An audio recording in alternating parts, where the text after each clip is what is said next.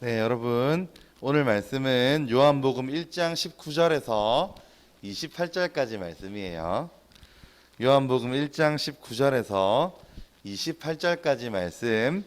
목사님이 가진 성경책에는 신약 성경 143페이지에 있는데요.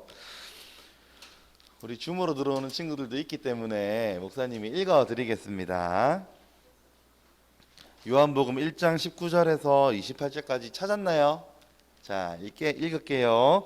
유대인들이 예루살렘에서 제사장들과 레위인들을 요한에게 보내어 내가 누구냐 물을 때에 요한의 증언이 이러하니라. 요한이 드러내어 말하고 숨기지 아니하니 드러내어 하는 말이 나는 그리스도가 아니라 한데, 또 묻되 그러면 누구냐? 내가 엘리야냐? 이르되 나는 아니라. 또 묻되 내가 그 선지자냐? 대답하되 아니라. 또 말하되 누구냐? 우리를 보낸 이들에게 대답하게 하라. 너는 내게 대하여 무엇이라 하느냐? 이르되 나는 선지자 이사야의 말과 같이 주의 길을 곧게 하라고 광야에서 외치는 자의 소리로다 하니라. 그들은 바리새인들이 보낸 자라. 또 물어 이르되 내가 만일 그리스도도 아니요 엘리야도 아니요 그 선지자도 아닐진데 어찌하여 세례를 베푸느냐? 요한이 대답하되 나는 물로 세례를 베풀거니와 너희 가운데 너희가 알지 못하는 한 사람이 섰으니 곧 내 뒤에 오시는 그이라. 나는 그의 신발끈을 풀기도 감당하지 못하겠노라 하더라. 이 일은 요한이 세례 베풀던 곳 요단강 건너편 베다니에서 일어난 일이니라. 아멘. 여러분 그런 말을 아나요? 목사님이 옛날에 인터넷에서 굉장히 재밌게 봤던 글인데, 일단 유명해져라. 그 뒤에 말을 아는 사람. 그러면 선생님 아시는 것 같은데요. 기억이 안 나요? 그러면 사람들이 네가 길에서 똥을 싸도 박수를 쳐줄 것이다, 뭐 이런 이야기가 있어요. 사람들이 일단 유명해지고 나면 어떤 행동을 하든지 찬사를 받는다는 그런 내용의 인터넷 밈이죠. 사람들은 항상 자기가 드러나고 주목받는 걸 좋아하게 돼요. 이 아이들에게도 그런 마음이 있는데 그런 욕망을 드러내는 동료가 있죠. 이 아이들의 그 유명해지고 싶은 욕망. 텔레비전에 내가 나왔으면 정말 좋겠네. 여러분 알아요? 그 노래 알아요? 텔레비전에 내가 나왔으면 좋을까요? 목사님 별로 안 좋을 것 같아요. 자, 오늘 본문은 세례 요한이 예수님에 관해서 그리고 자기에 대해서 증언했던 내용을 다루고 있어요. 요한복음서에만 이 내용이 나오는 게 아니고 다른 복음서, 사복음서 전체 다에 이 내용이 나오는 걸 보면 이건 굉장히 중요한 기록이겠죠. 성경에 나오는 것 중에서 안 중요한 일이 어디 있겠냐마는, 그래도 이 사복음서, 마태복음, 마가복음, 누가복음, 요한복음 네 군데 다 등장한다는 건 굉장히 중요한 일이겠죠. 모든 사람들이 중요하다고 생각하고 성경 안에 들어와 있기 때문에 굉장히 중요한데, 이렇게 말해요. 26절, 27절을 보면 요한이 자기에 대해서 이렇게 말하죠. 요한이 대답하되 나는 물로 세례를 베풀거니와 너희 가운데 너희가 알지 못하는 한 사람이 섰으니 곧 내 뒤에 오시는 그이라. 나는 그의 신발끈을 풀기도 감당하지 못하겠노라 하더라. 이렇게 말씀해요. 여러분, 이 당시 세례 요한은요, 그 당시 지역에서 굉장히 유명한 사람이었어요. 유명하고 인기 있는 사람이었죠. 세례 요한은 그러지 않아도 되는 사람인데, 막 가난하게 살지 않아도 되고 힘들게 살지 않아도 되는 사람인데, 그는 가난한 삶을 일부러 살았고 일부러 구별되게 살았어요. 이 요한의 설교는 너무너무 훌륭해서 수많은 사람들이 설교를 들으러 요한이 있는 광야까지 나왔어요. 여러분, 우리가 성경에서 광야라고 하면 여러분들은 잘 실감이 안 나죠. 광야, 이게 뭘까? 우리나라에는 광야가 없으니까 광야. 여러분, 사막을 본 적은 있죠? 사막이라고 해서 여러분 무조건 모래만 덮여 있는 사막이 아니고 듬성듬성 바위 같은 것들도 있고 해서 그 사막에는 전갈이 기어다니고 뱀이 기어다니는 그런 사막, 여러분 뭐 이게 본 적이 있죠. TV 영상이나 이런 거 통해서. 광야는 그런 곳이에요. 메마르고 물이 없고 모래바람이 날리고 전갈이 기어다니고 이런 곳을 광야라고 해요. 그래서 우리가 광야 이러면 사막 이미지를 딱 떠올리면 거의 비슷한데, 이 세례 요한은 사막, 광야, 그러니까 사람들이 전혀 찾아올 법하지 않은 곳에서 하나님의 말씀을 전했고, 사람들이 그 말씀이 너무 좋아서 이 말씀을 들으려고 찾아왔단 말이에요, 일부러. 이 얼마나 참 목사님 입장에서는 부럽다, 그죠? 말씀의 능력이 있어서 이렇게 많은 사람들이 찾아온다는 건 굉장히 부러운 일인 것 같아요. 그리고 사람들이 말씀을 전한 거기에만 국한되는 게 아니고, 말씀을 듣고는 이 말씀이 마음에 와닿아서 눈물을 흘리고, 오늘 말씀에 보니까 세례를 받으려고 했어요. 부자들도 요한에게 나아오고, 가난한 사람들도 나아오고, 정말로 세리도 군인들도 세례 요한의 세례를 받았어요. 가장 영향력이 있는 사람 중에 1인 뭐 이런 거죠. 여러분, 얼마 전에 목사님이 뉴스를 보니까 그 BTS가 거기에 기부를 했더라고요. 아는 사람? 그 어디입니까? 그 전쟁 아이들 돕고 하는데 거기 기부를 했더라고요. 그래가지고 막 미국 뉴스 앵커가요, BTS가 이렇게 기부했다 이런 거 이야기하면서 울고 막 눈물을 못 참아가지고 막 이렇게 하고. 여러분, 그 BTS가 이렇게 한 행동이 굉장히 영향력이 있었던 것처럼 지금 세례 요한이 하고 있는 이 행동이 그 당시에는 그 나라에서는 굉장히 유명한 사건이고 굉장히 인기 있는 사람인 거예요. 오늘날로 따지면 뭐 BTS, 에스파, 뭐 블랙핑크 뭐 이 정도쯤 되는 인기를 누린 사람이라고 할 수 있겠어요. 여러분, 인기라고 하는 건 전념성이 강해요. 이게 BTS가 우리나라에서 뜨다가 세계로 떠가지고 갑자기 확 많은 사람들이 알게 됐죠. 그죠? 인기라고 하는 건 이게 조금씩 성장하다가 어느 날 갑자기 폭발하듯이 터지게 되는 경향이 있는데, 요한이 그랬어요. 많은 사람들이 세례 요한 보고 그랬어요. 지금 여러분, 이 세례 요한이 있는 이 땅, 이 유대 땅은요, 지금 여기 있는 사람들은 로마의 지배를 받고 있었어요. 그러니까 식민지였어요.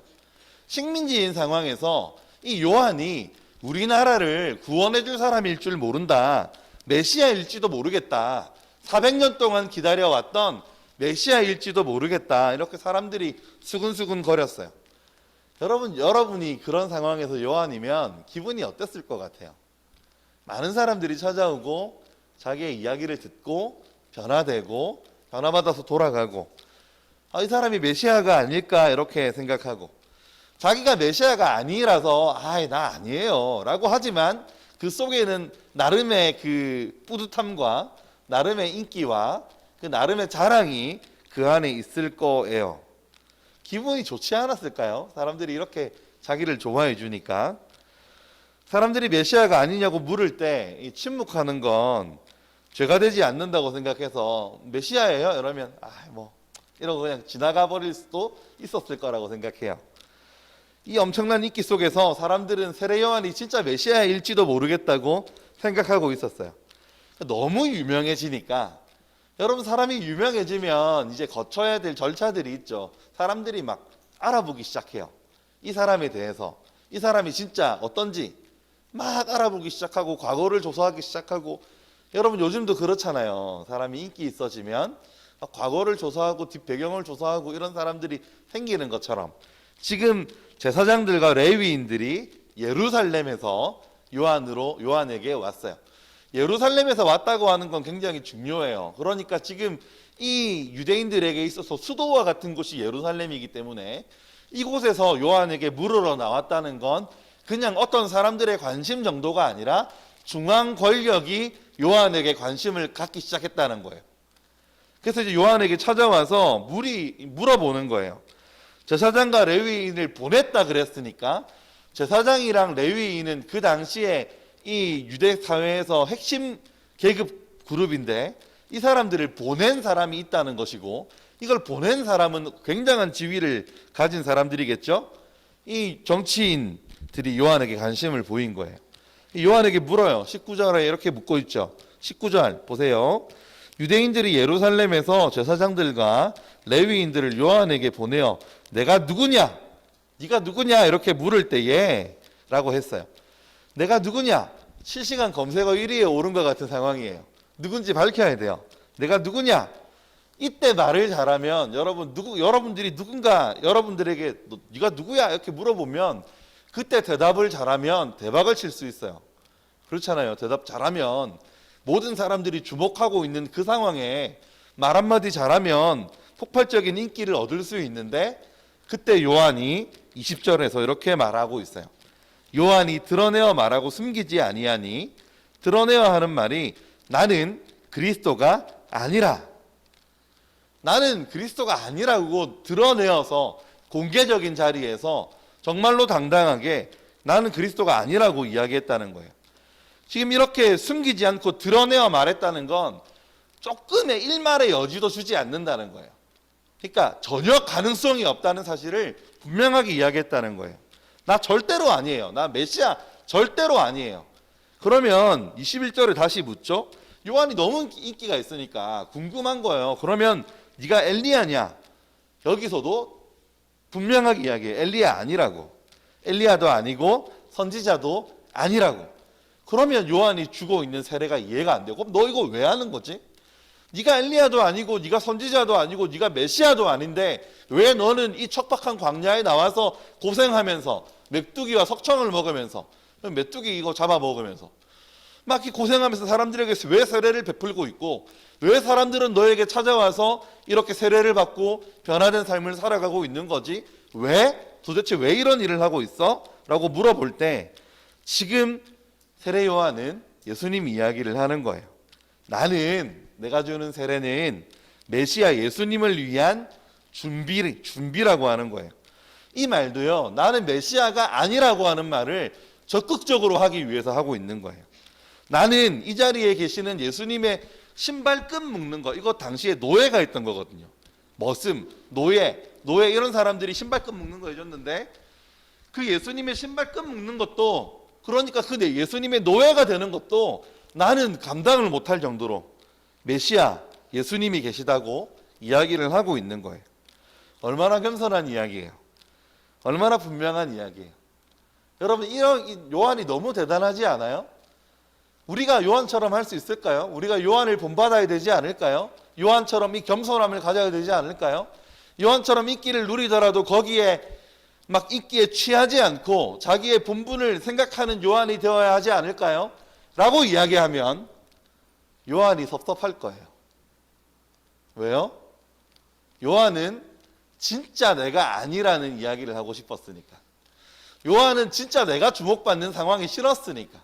요한이 진짜 드러내고 싶었던 분은 내가 아니고 나의 겸손함이 아니고 예수님이었기 때문이에요. 그러니까 여러분들 요한은 너무 대단한 사람이죠. 요한을 본받으세요. 요한을 닮아야 합니다. 라고 말하면 진짜 요한은 섭섭하다니까요. 진짜 드러내고 싶었던 분이 예수님이기 때문이에요. 내가 아니라니까요. 여러분이 지금 집중해야 되는 건 내가 아니라니까요. 예수님이라니까요. 라고 하는 말을 요한이 오늘 본문에서 하고 있는 거예요. 그러니까 여러분 우리가 오늘 본문을 통해서 집중해야 되는 것은 세례 요한의 겸손함이나 세례 요한의 대단함이나 요한의 인기나 요한이 걸었던 청백하고 청렴한 삶이나 이런 걸 우리가 본받아라고 우리가 생각할 것이 아니라 우리가 오늘 본문을 통해서 집중해야 되는 것은 누구라고요? 요한이 아니라 예수님이라고요. 예수님. 1500년경에 여러분 우리 기독교 역사가 오래됐잖아요. 지금 몇 년이에요? 2021년. 내년이면 2022년. 근데 1500년 정도에 성 패트릭의 흉배라고 하는 찬송가에 이런 구절이 나와요. 그리스도께서 나와 함께 하시옵소서. 그리스도께서 내 앞에, 그리스도께서 내 뒤에, 그리스도께서 내 안에, 그리스도께서 내 아래에, 그리스도께서 내 위에, 그리스도께서 내 우편에, 그리스도께서 내 좌편에, 그리스도께서 나를 생각하는 모든 사람의 중심에, 그리스도께서 내게 말하는 모든 사람들의 입에, 그리스도께서 나를 보는 모든 사람들의 눈에, 그리고 그리스도께서 나의 말을 듣는 모든 사람들의 귀에 계시옵소서. 철저하게 나는 사라지고 예수님을 고백하는 삶, 이게 세례 요한의 삶이었고 세례 요한의 고백이었고 이게 바울의 고백이었고 복음을 위해서 살아갔던 믿음의 사람들의 고백이었어요. 그리고 예수님을 통해서 구원의 은혜를 경험한 복음의 능력을 경험했던 모든 사람들이 내가 아니라 예수님을 보세요 라고 하는 고백들을 했습니다. 세례 요한이 위대하다고 말할 수 있는 게 아니라 예수님이 위대하시다 말할 수 있는 우리가 되었으면 좋겠어요. 여러분, 선생님들도 목사님들도 여러분들에게 아닌 존재가 되면 좋겠어요. 때로는 목사님이라고 하는 존재가 예수님을 바라볼 때 장애가 될 수 있다는 사실을 여러분 생각해야 합니다. 때로는 선생님, 내가 너무 존경하던 선생님이 예수님을 바라보며 방해가 될 수 있음을 우리가 인정해야 해요. 세례 요한이 하고 싶어 하던 말, 나는 아닙니다, 내가 아닙니다, 예수님입니다 라고 하는 말을 우리 초등부 친구들이 할 수 있었으면 좋겠어요. 그래서 내가 사랑하는 친구 여러분, 목사님의 설교가 아니라 예수님이 내 마음에 남았으면 좋겠고, 존경하는 선생님의 말이 아니라 그분의 말을 통해서 예수님이 여러분 마음에 남아있을 수 있으면 얼마나 좋을까요? 그리고 여러분들의 삶 가운데에서도 예수님이 내 마음의 중심의 자리를 차지하시면 얼마나 좋을까요? 내가 아니라 예수님, 나를 위해 사는 삶이 아니라 예수님을 위해 살아가는 삶, 이런 삶들을 여러분들이 살아갈 수 있으면 얼마나 좋을까요? 요한은 하나님의 영광을 취한 적이 없이 성실하게 하나님의 사명을 감당한 하나님의 종이었다라고 하는 말을 하고 싶었던 게 아니라 예수님이 메시아라고 하는 이야기를 하고 싶었어요. 내가 아니라 예수님. 사랑하는 친구 여러분, 여러분의 인생이 아니라 예수님이라고 하는 말을 할 수 있게 되면 좋겠습니다. 목사님이 어린 시절 살아보니까요, 목사님은 진짜 목사님을 위해서 살았던 것 같은 생각이 들어요. 목사님은 7살 때 유치부 예배를 드리다가 선교사님이 유치부 예배에 오셔서 나는 저기 버마라고 하는 지역에서 선교사를 하고 있다고 말씀을 들려주셨을 때 목사님이 그때 결심했어요. 하나님, 나도 복음을 위해서 살아가는 사람이 되게 해주세요 라고 그때 결심하고, 그때부터 목사님은 사역자가 되기 위해서 살았어요. 그러니 신앙생활 대단히 열심히 했겠죠. 여러분, 나중에 목사님의 인생 목표가 전에도 한번 이야기했죠. 복음 슈바이처 박사님처럼 의사이면서 목사이면서 음악하는 사람이었으면 좋겠다라고 생각해서 목사님 공부 진짜 열심히 했어요. 근데 열심히 공부하고 교회 안에서 착한 아이로 자라가면서 은근히 즐겼던 것 같아요.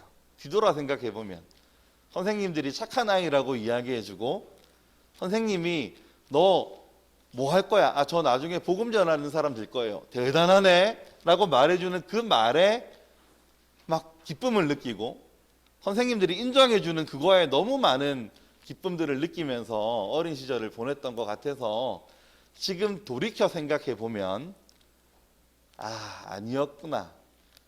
목사님의 마음의 중심이 예수님이 아니라 칭찬받는 나한테 있었구나 이런 생각을 해보게 돼요.